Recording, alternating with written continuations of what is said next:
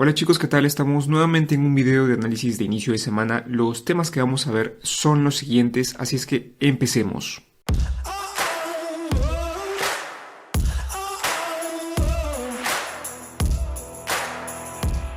Bien, el primer tema que vamos a ver el día de hoy es por qué la Reserva Federal seguirá subiendo las tasas de interés.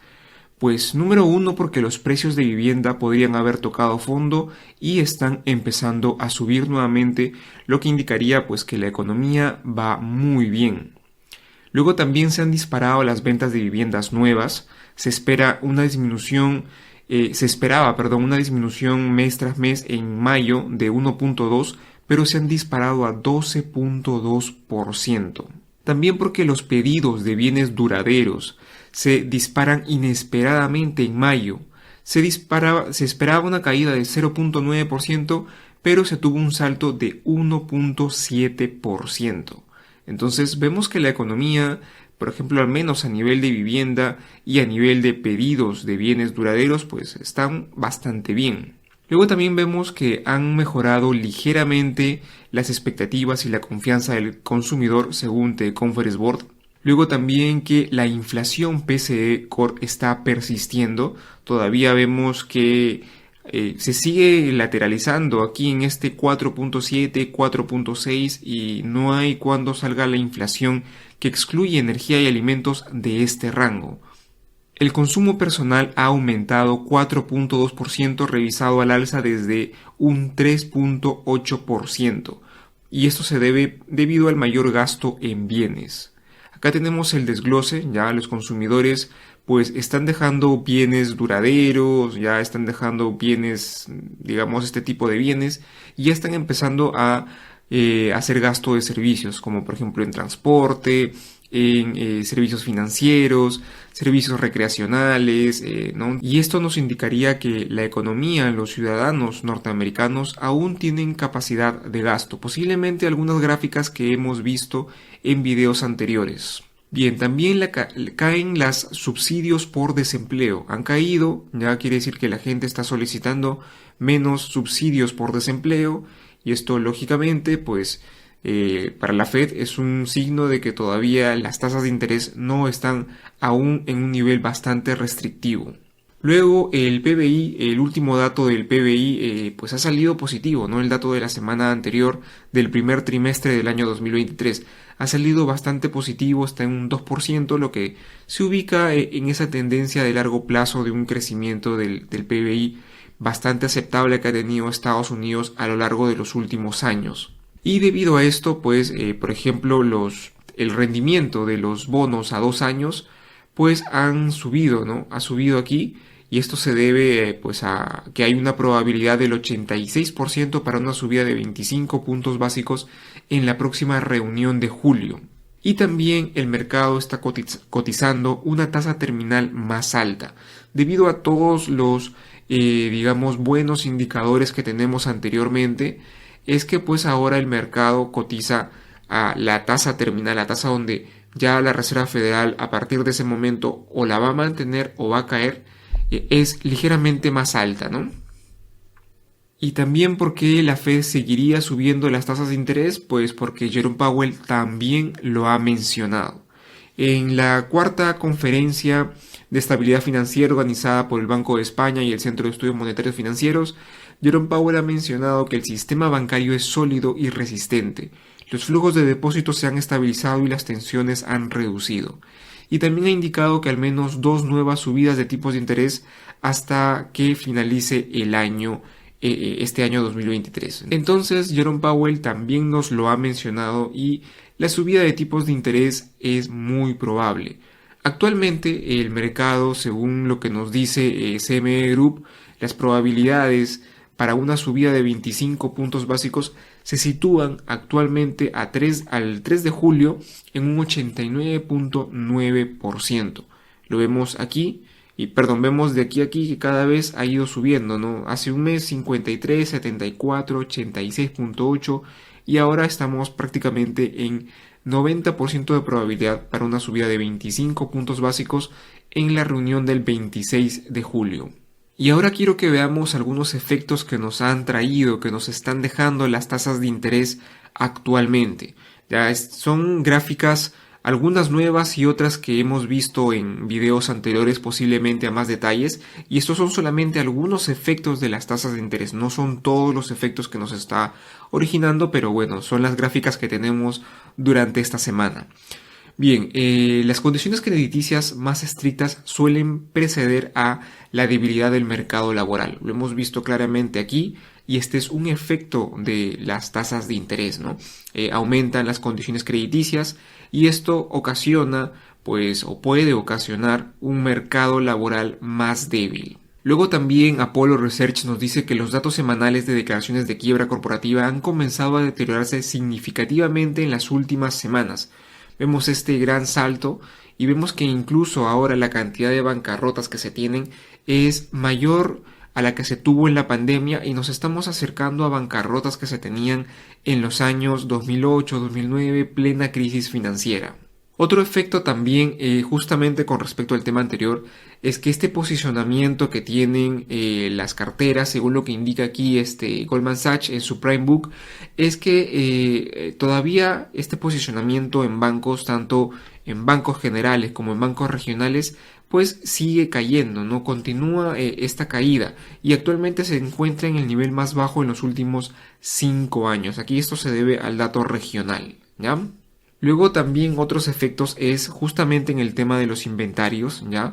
Hemos visto en varias gráficas anteriores que los inventarios están bastante elevados, hemos visto diferentes ratios y demás. Si quieren verlos, pues ahí lo encuentran en el videos o en los videos de las semanas anteriores.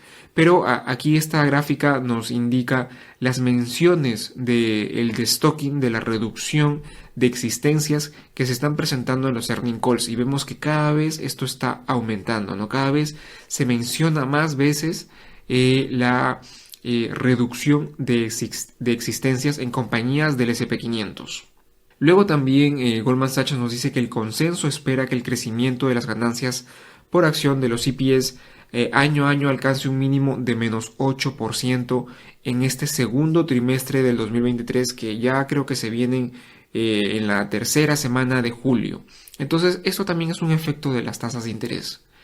Luego el 30% de la deuda del Russell, ya todo hasta de aquí, es una deuda de interés flotante, que es deuda de corto plazo.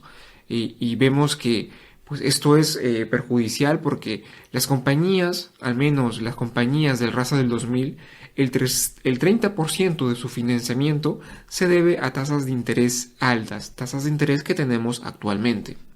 Luego, otro efecto también es con respecto al Equity Risk Premium, a la prima por riesgo de mercado, ¿no? Que está extremadamente bajo, ahora está en niveles tan bajos que no se veían desde hace 2 décadas ya.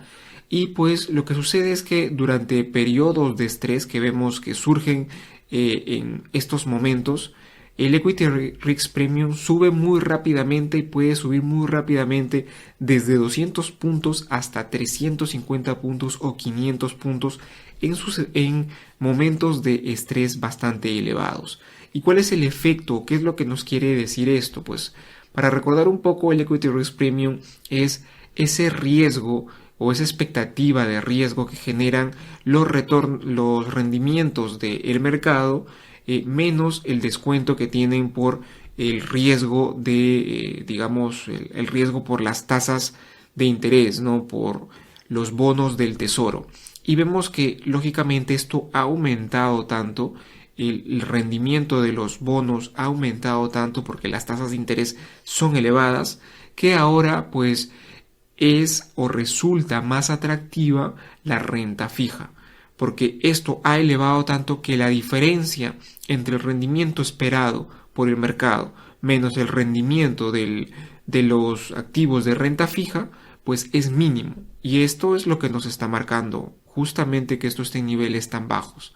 Hay una expectativa ya tan baja que es mejor que los inversores ven que es más atractivo invertir en renta fija. Otro efecto también de los tipos de interés bastante elevados que tenemos es que, al menos según el JP Morgan, nos indica que solamente el 36% de los clientes planea aumentar la exposición de acciones. Vemos o hemos visto que en el video anterior que este plan para aumentar la exposición en acciones, pues había aumentado un poco más del 50%, pues ahora ha vuelto a caer, estamos en niveles del 36%, y esto justamente también se debe a los tipos de interés bastante elevados. Todavía hay temor, no se ven, por ejemplo, en febrero del año 2022 veíamos ese plan que tienen estos clientes en mantener o en seguir aumentando esa exposición en acciones, pues ahora hemos pasado del casi 80% al 36%. ¿Qué otros efectos también nos han dejado los tipos de interés altos? Pues que el rendimiento ya de los bonos y del efectivo sea el mejor de este 2023 hasta la mitad del año, ¿no?, que hemos tenido. Ha sido el mejor rendimiento, bonos y efectivo. Y finalmente, ¿qué otro efecto nos deja? Pues que las probabilidades de recesión, al menos el calculado desde las curvas de rendimiento, ya las curvas yield, se sitúa en el 77.8% para los próximos 12 meses. Hemos visto también otras formas de calcular la probabilidad de recesión, ya, pero esta es una de ellas. Y ahora, ¿para cuándo mayores efectos, no? Todos hablamos, oye, sí, los tipos de interés están bastante elevados, pero ¿cuándo vamos a ver efectos más graves? ¿Cuándo vamos a ver una posible recesión, más tensión en la bolsa, etcétera? Pues aquí el BOFA nos dice que la relación de tipos de interés y el VIX no se ha roto, y es probable que el VIX no alcance su punto máximo hasta el año 2025. Entonces todavía podríamos decir que tenemos para un poco más de rato, ¿no? Vemos también aquí que la estacionalidad sugiere que un piso del VIX pues podría estar muy cerca y posiblemente tengamos, digamos, una mayor volatilidad por estos meses, octubre, noviembre, ¿no?, por estas fechas de aquí. Y finalmente tenemos el análisis que hace Credit Suisse. Dice, nuestro trabajo indica que la recesión comienza cuando la curva se desinvierte. Y esto ya lo hemos visto en diferentes videos, creo que vengo hablando de esto hace ya varios meses, ¿ya?, que ahora no vamos a ver estos efectos de las, digamos, de las tasas, ¿ya?, sino lo vamos a ver reflejado en la bolsa cuando éstas comiencen a caer. Y según lo que ve aquí Credit Suisse, es que esto no sucedería hasta junio del año 2026, ¿ya? Será el momento en que, o al menos lo que indican los futuros, donde la curva invertida de 3 meses menos 10 años se comience a desinvertir. Junio del año 2026. Es un periodo bastante largo, ¿ya? Bueno, esa es un poco mi opinión personal. Yo no sabría decir, no podría decir si es que esto va a ser cierto, pero estos son los cálculos que hace Credit Suisse. Pero por el momento nos vamos a centrar en el corto plazo. No vamos a ir, digamos, tan a largo plazo como el 2026, ya que para esta fecha o para ese entonces cualquier cosa podría pasar. Pero en el corto plazo, ya, según la data histórica, ya estacional que vemos del S&P 500, este mes de julio es un mes positivo, ya es un mes bueno para la bolsa, un rendimiento promedio del 1.19% desde 1928 para el tercer año del ciclo presidencial de los Estados Unidos, actualmente donde estamos. Otra imagen también estacional, ya es una de las imágenes de estas que recomiendo guardar, tómenle un pantallazo, guárdenla, ya. Para aquí lo que nos indica es que ya pasaron, digamos, estos 3 rendimientos positivos que tenemos en todo el ciclo presidencial. Aquí tenemos lo que sucede en el primer año, en el segundo año, tercer año y cuarto año, dividido en todo el ciclo presidencial desde 1950 hasta el año 2021. Entonces vemos que este mayor rendimiento que se obtiene desde el cuarto trimestre del 2022 hasta el segundo trimestre del año 3, ya se podría haber esfumado, ya que julio, ya a partir de julio, agosto y septiembre, el tercer trimestre del tercer año del ciclo presidencial, pues tiene un rendimiento bastante bajo, ya. Esto es lo que nos indicaría aquí Carson, que está dividido esto por trimestres, y si vemos aquí, Pues julio, ya esto ya sería digamos algo un poco ampliado.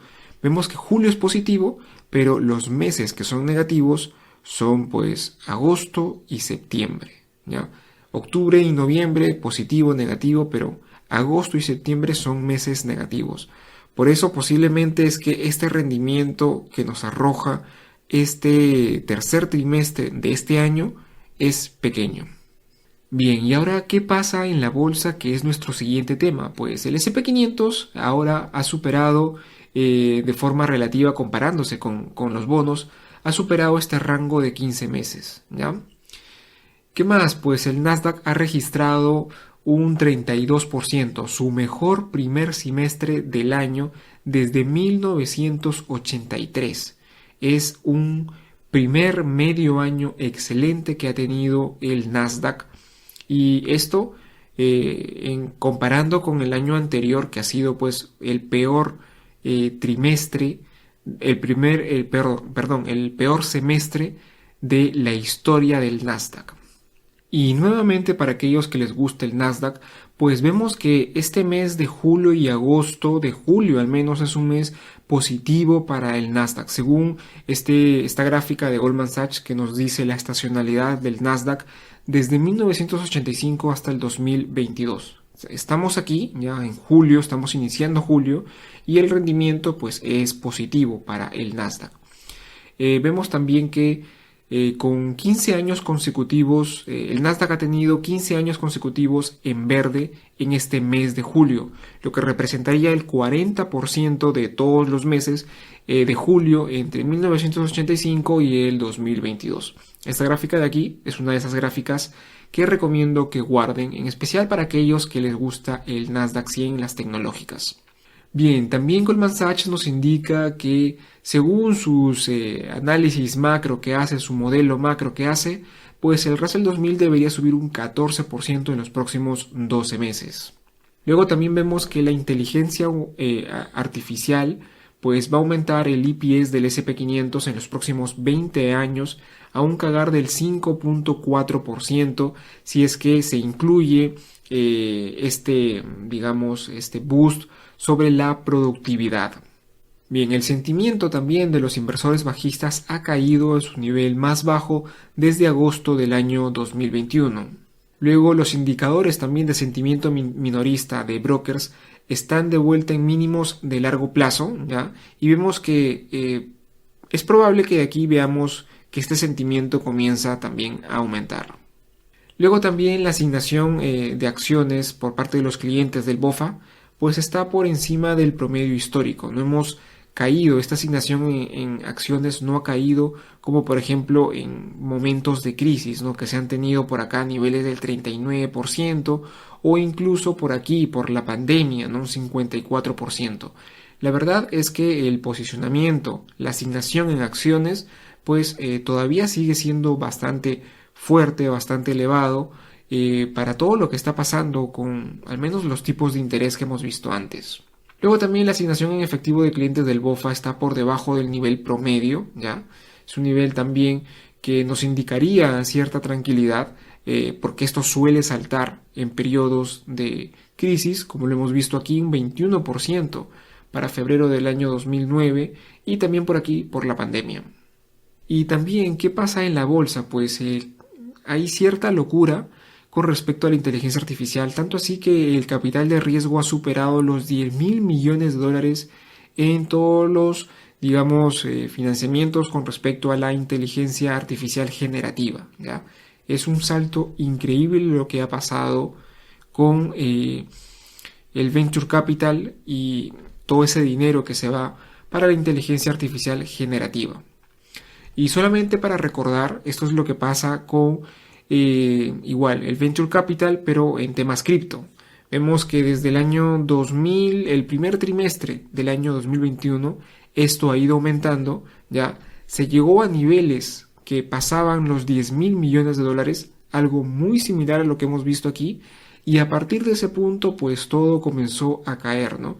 Y ahora nos fijamos en un dinero que dirige en los venture capital a cripto tan bajo como los que se tenían al menos por los años 2020, ¿no? Quizás aquí, tercer trimestre del año 2020. ¿Es algo que podría pasar con la inteligencia artificial? Yo sinceramente no lo sé, ¿no? Pero sinceramente los gráficos como que riman mucho, ¿no? Se parecen mucho. Bien, ahora, ¿dónde invertir? ¿Dónde podemos invertir? Estas son, digamos, una pequeña sección que también me gusta incluir en estos videos de inicio de semana para más o menos ver dónde podríamos estar colocados, dónde podríamos buscar opciones para invertir, digamos ya, para profundizar un poco más, ¿no? Para que ustedes hagan un análisis un poco más profundo. Esta sección nos brinda un panorama general y ya depende de ustedes que busquen lo específico. Bien, primero BCA Research dice, mientras que el cuartil superior es realmente caro con respecto al SP500, ya estamos hablando de el PE ratio para los próximos 12 meses dividido por cuartiles, ¿ya? Vemos que se sitúa este PE ratio para los próximos 12 meses en 33 veces, ¿ya? El segundo cuartil a 21 veces, que todavía es un rango un poco elevado, ya está un poco elevado frente al promedio de desde el 2004, ya es un poco elevado. Y los cuartiles inferiores, ya de 25 a 50 y el último cuartil, pues cotiza entre 14 y 9 veces. Dice acá BCA Research que es consistente con la historia, ¿no? Entonces, ¿cuál es la recomendación o qué es lo que deberíamos buscar aquí en donde invertir? Pues buscar los últimos cuartiles del SP500, ¿no? Que vemos que por aquí podemos encontrar todavía opciones, podemos encontrar compañías a buenos PE ratio, ¿no? Y dejar un poco ese cuartil más elevado, porque sabemos que las compañías que están, digamos, liderando el SP500, pues tienen un PE ratio bastante elevado.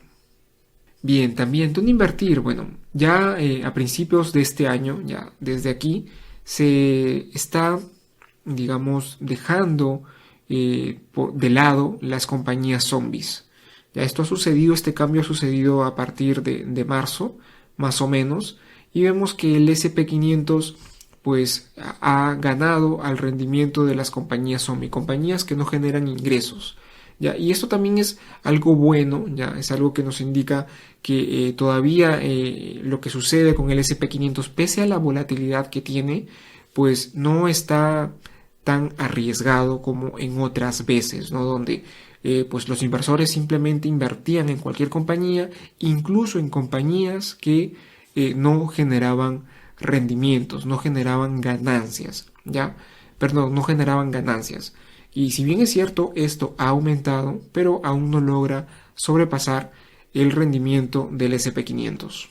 Bien, una opción también para invertir sería aquí lo que nos indica Goldman Sachs, que hay posiblemente una tendencia al alza en la exposición de productos básicos de consumo. Ya en este sector de aquí, ya está esta exposición que se tiene entre largos sobre cortos, o sea, hay más inversores que están invirtiendo que posicionados en corto, ¿ya?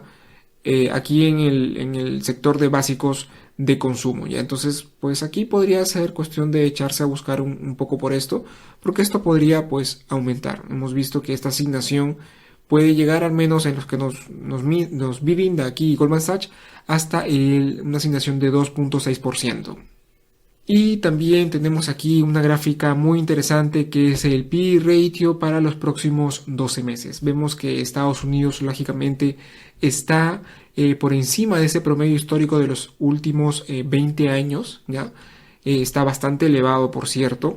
Y pues, ¿dónde podríamos buscar, no? Podríamos buscar por aquí, por Japón, que estamos ligeramente por encima del promedio histórico. Podríamos buscar también por aquí, ¿qué son estos? Creo que esto es Asia-Pacífico, excluyendo Japón. Ya por aquí también estamos bastante justos, diríamos, ¿no? Pues ¿dónde deberíamos buscar? Sería aquí, en Europa, nuevamente en los, digamos, desarrollados de Europa y también en el Reino Unido. Ya esto todavía se sigue manteniendo, esto es una actualización que hay. Todavía podemos encontrar buenas compañías a unos PE ratio que están por debajo del promedio histórico de los últimos 20 años. Y finalmente, otra opción que también deberíamos revisar es lo que nos está indicando el BOFA. Las acciones de pequeña capitalización se cotizan con su mayor descuento frente a las acciones de gran capitalización en más de 20 años, ¿ya?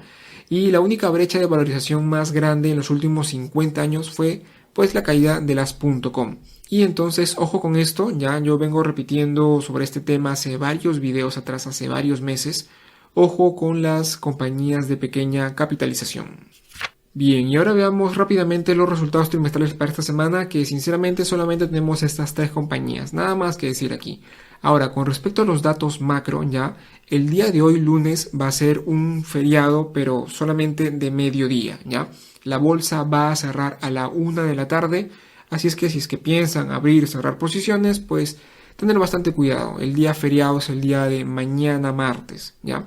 Con respecto a los días más importantes, pues va a ser el día miércoles, tenemos las actas de la reunión de la FOM, y el día viernes, donde tenemos las nóminas no agrícolas de los Estados Unidos y la tasa de desempleo de los Estados Unidos.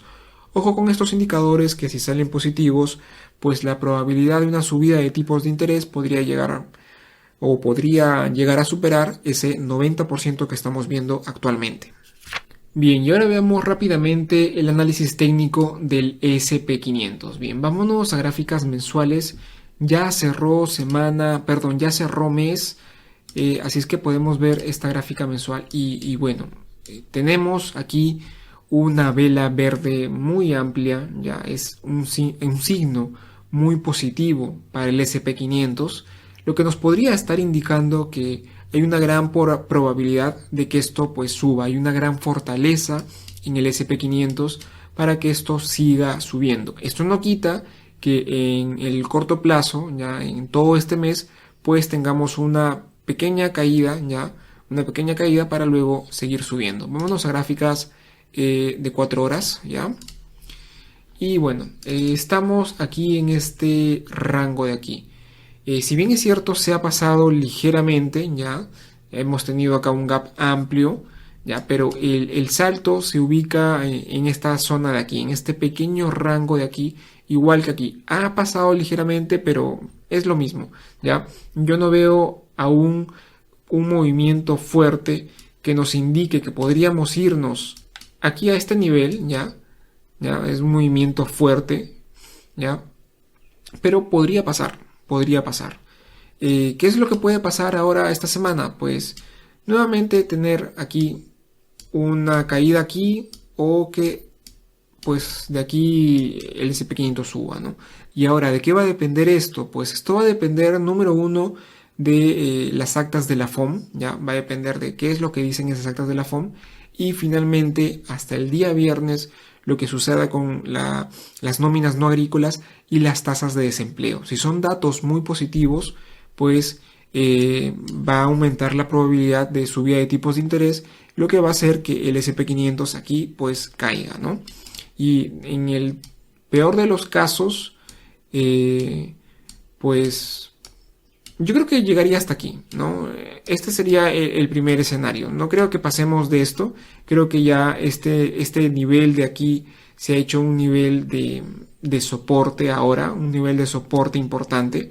Así es que creo que hasta aquí podríamos llegar con las noticias de esta semana.